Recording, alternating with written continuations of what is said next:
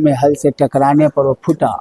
फूटने पर उसमें से अष्ट सखी विलुप्त हो गई, धरती में दब गई और मध्य भाग की बालिका बीच वाली जो थी वो बच्ची रूप में रोने लगी। राजा जनक जी उसे गोद उठा लिए। यही पोखर है जिसमें कहा जाता है कि इसमें स्नान करने के बाद पुत्र रत्न की प्राप्ति होती है। यहीं से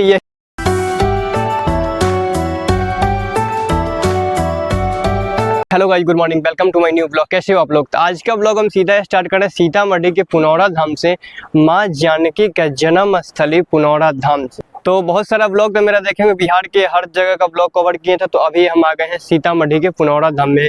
अगर आप लोग यहाँ से सीतामढ़ी जंक्शन से लगभग इसका डिस्टेंस वही 4 से 5 किलोमीटर की दूरी पर है पुनौरा धाम, जहाँ पे माता सीता का जन्म स्थली है।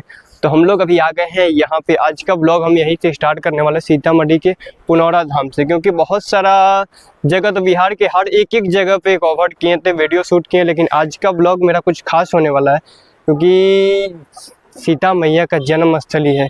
और इससे पहले का ब्लॉग देखे होंगे हम, अयोध्या में प्रभु श्री राम जी का दर्शन भी करवाए थे, अयोध्या का पूरा ब्लॉग शूट किया। अगर आप लोग वो ब्लॉग नहीं देखेंगे तो जाकर देखिएगा, डिस्क्रिप्शन बॉक्स में लिंक है। तो अभी हम लोग आ गए हैं माँ जानकी के जन्म स्थली पुनौरा धाम में। और यहाँ पे वो जगह भी है जहाँ पे राजा जनक जी हल चलाए थे, जो माता सीता का जन्म हुआ था। वो जगह पे आप लोगों को लेकर के चलेंगे, दिखाएंगे।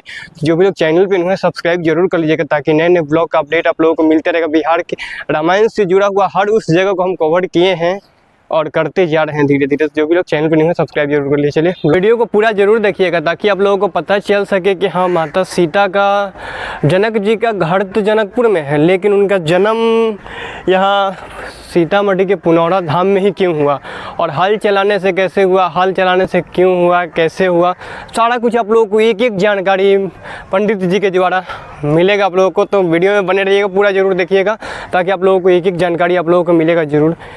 चलिए बात करते हैं पंडित जी से। मंदिर के अंदर में प्रभु श्री राम और माता सीता का मूर्तियां हैं, जिसका पूजा किया जाता है। चलिए अंदर में चलेंगे और यहाँ के जो महंत जी हैं, पंडित जी हैं, उनसे बात करेंगे, फिर आप लोगों को बताते हैं। जिस समय राजा जनक जी यहाँ के राजा थे, मिथिला राज के, उस समय सुनो, उस समय त्रेता युग था। शंकर भगवान के 4 प्रमुख शिष्य थे। शिष्य सारे दुनिया है, लेकिन उसमें 4 प्रमुख थे। राजा जनक जी महाराज, लंकापति रावण, बानासुर, परशुराम जी, जनक जी महाराज। एक बार शिव जी की सभा लगी, जिसमें चारों शिष्य को आमंत्रित किए, बुलाए, जिसमें 2 ही शिष्य उपस्थित हो पाए, राजा जनक जी महाराज, लंकापति रावण। दोनों शिष्य के बीच वेद पुराण में शास्त्रार्थ होने लगा। शास्त्रार्थ करते करते राजा जनक जी जीत हासिल किए, राजा रावण पराजित हो गए। राजा रावण बड़ा दुखी हुआ कि हमने अपना 10 सिर काटकर शंकर भगवान की पूजा करते हैं, फिर भी हम पराजित हो गए। इस पर उनको ईर्ष्या हो गया कि हम भी राजा जनक से किसी न किसी तरह से बदला इसका लेंगे। शंकर भगवान जनक जी की जीत पर प्रसन्न होकर एक धनुष देकर पुरस्कृत किए। राजा जनक जी महाराज धनुष लेकर अपने मिथिला आए, लंकापति रावण अपने घर लंका वापस। इसके बाद हर राजा अपने अपने राज्य में कर के रूप में कुछ न कुछ लेते हैं, जिसको अंग्रेजी में टैक्स कहते हैं। राजा रावण अत्याचारी थे। अत्याचारी क्यों थे? जिसके बाद आज भी सब संप्रभुता मजबूत हो जाए, वो अभी आदमी कितना भी चाहे कि हम रोक कर रखे, फिर भी जो है अत्याचार कुछ न कुछ करना शुरू कर दिया। राजा रावण जो है बलि नहीं थे, वो महाबली थे। विद्वानों में महाविद्वान नाम आता है, पंडितों में महापंडित थे, ज्ञानियों में महाज्ञानी थे, लेकिन सर्वोपरि सब तरह से संपन्न थे। वो युद्ध करने के लिए अपने बराबर का योद्धा खोजते थे, तो तीनों लोक में नहीं कि मिलता था। देवता लोग भी भाग पड़ाते थे कि रावण आ रहा है युद्ध करने के लिए। राजा रावण अपने राज्य में कर्ज लेते थे। वो असहाय लोग, जो साधु संत थे, कीर्तन भजन करने वाले थे, जो एक शाम खाते थे एक शाम सोचना है, वैसे लोगों से कर के रूप में और शरीर से रक्त निकालते थे। कुछ भी नहीं है देने के लिए, तो शरीर से उनके रक्त निकाल लिए।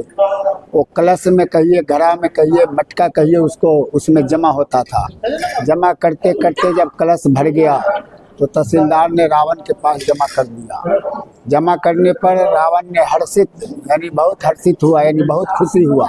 ये देखकर तहसीलदार ने बताया बताया कि सरकार ये खुश होने की बात नहीं है, ये श्रापित घड़ा है। बंद करो बात। ये श्रापित घड़ा है।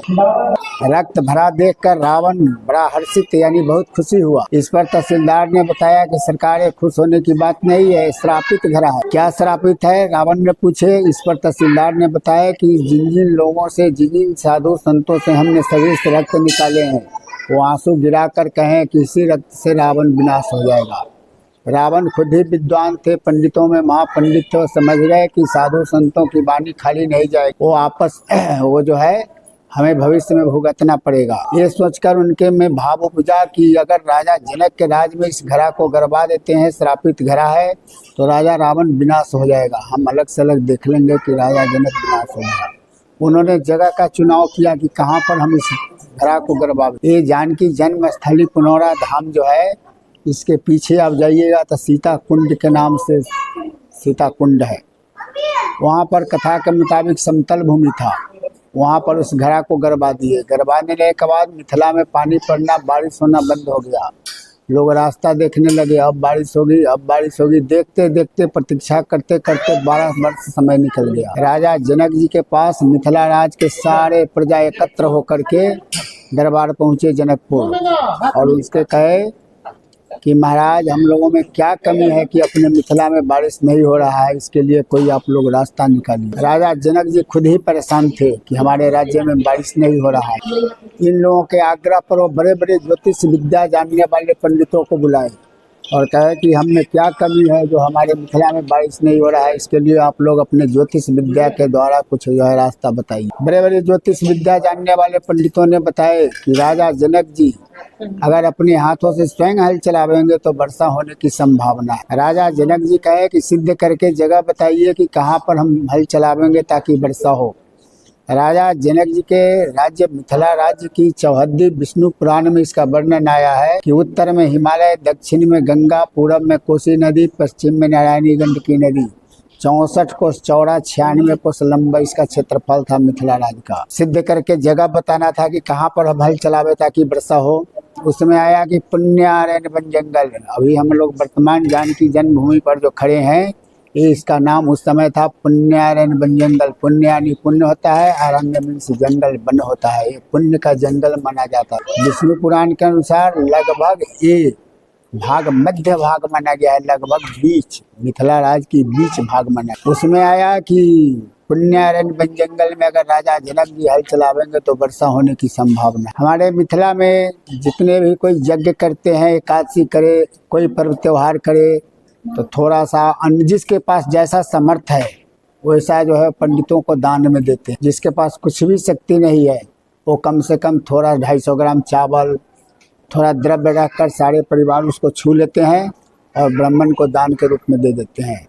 राजा जनक जी के समय एक बार सूर्य ग्रहण लगा हुआ था। उस सूर्य ग्रहण के अवसर पर उन्होंने इस पुण्यारण्य वन जंगल में पौंड्रिक नाम के ऋषि भजन करते थे। उन्होंने पुण्य का जगह समझकर, जब पुण्यारण्य वन जंगल पुण्य का जंगल है और वहाँ पौंड्रिक ऋषि भजन करते हैं, ये जंगल अच्छा मौका, अच्छा समय, मुहूर्त बदल रहा है, इस मौका पर हम दान देंगे। पौंड्रिक ऋषि को ये जंगल दान दी। राजा जनक जी को जो कहे गए कि हल चलाने से वर्षा होगी, इस पर उन्होंने जगह का मांग किए कि आप लोग सिद्ध करके जगह बताइए। उसमें आया कि पुण्यारण्य वन जंगल में अगर आप हल चलाइएगा तो वर्षा होने की संभावना है।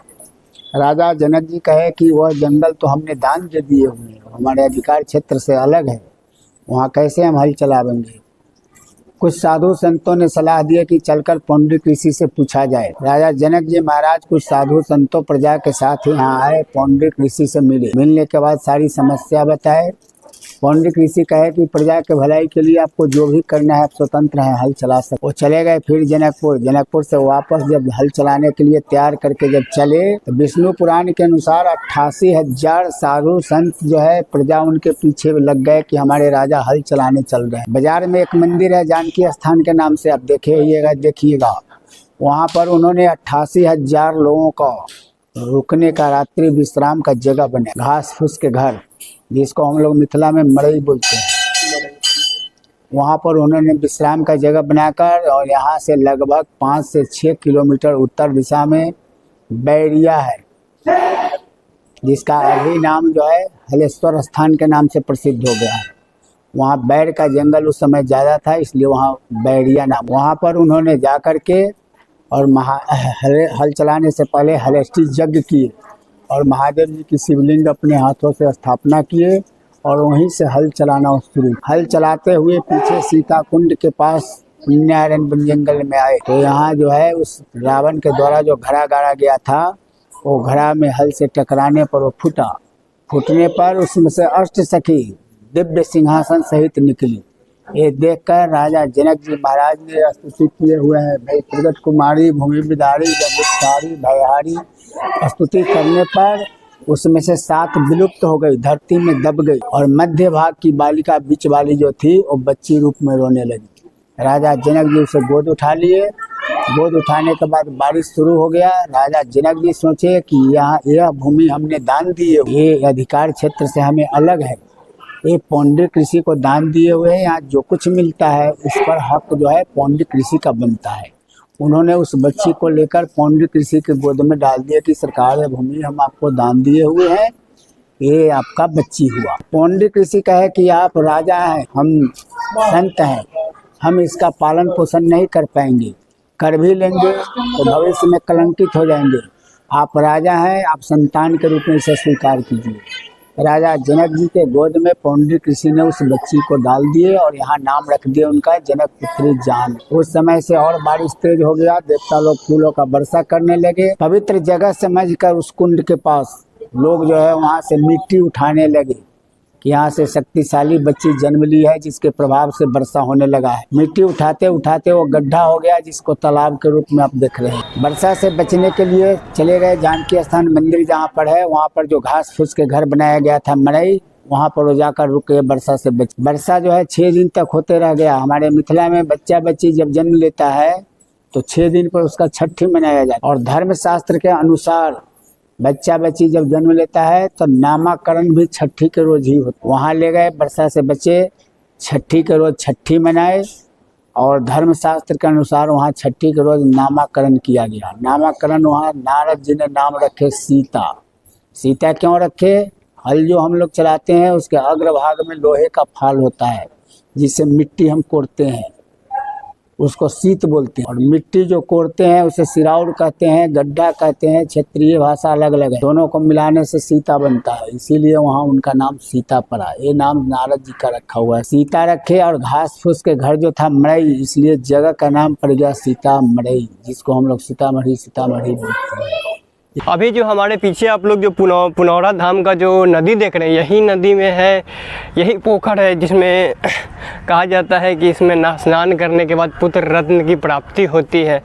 यही वो जगह है जहाँ पे माता सीता का जन्म हुआ था। जनक जी जब हल चला रहे थे तो हल के जो फाल होता है ना, जो आगे से खुरपी वगैरह भी बोलते हैं, जो फल भी बोलते हैं, वहीं से एक मटका था, एक घड़ा था, घड़ा के अंदर में सीता माता का जन्म हुआ था।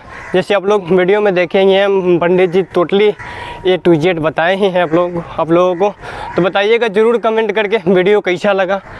और हम आप लोग घुमा दिए, पहले तो घुमाए थे, अयोध्या भी घुमा दिए आप लोगों को, प्रभु श्री राम की नगरी अयोध्या भी घुमा दिए, राम जन्मभूमि भी दिखाएँ, और अभी माता सीता का जन्म स्थली जो पुनौरा धाम है वो भी आप लोगों को दिखा दिए। यही था वो पुनौरा धाम जहाँ पे माता सीता का जन्म स्थली है। यहाँ तो बताया जाता है कि गवर्नमेंट की तरफ से लगभग 130 करोड़ की लागत से ये मंदिर, भव्य निर्माण के लिए मंदिर बनने वाला है। लगभग 65-70 एकड़ ज़मीन में जो है मंदिर तो जस्ट उस साइड में पड़ेगा, और मंदिर के इस साइड में जितना भी देखिएगा उस साइड में लगभग 65 से 70 एकड़ ज़मीन में ये मंदिर का निर्माण होने वाला है। और एक और खुशखबरी ये भी है कि यहाँ से लगभग 1 से 1.5 किलोमीटर की डिस्टेंस पे पुनौरा धाम स्टेशन का भी शिलान्यास हो गया है, निर्माण हो गया, अब धीरे धीरे वो भी बन रहा है। तो ये हमारे बिहार के लिए खुशी की बात है, क्योंकि जिस तरीके से अयोध्या का डेवलपमेंट हुआ था उसी तरीके से हमारे बिहार का भी धीरे धीरे डेवलपमेंट होते जा रहा है। तो बताइएगा ज़रूर कमेंट करके वीडियो कैसा लगा।